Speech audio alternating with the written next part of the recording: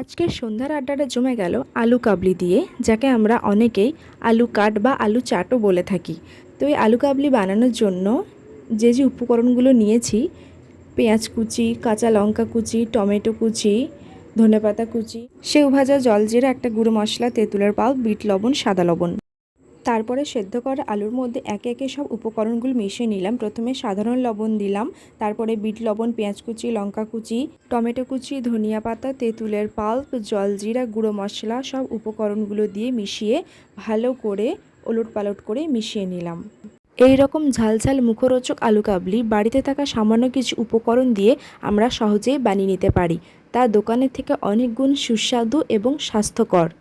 সাধারণ লবণের তুলনায় বিট লবণটা একটু বেশি ব্যবহার করেছি, যাতে করে স্বাদের পরিবর্তন আসে।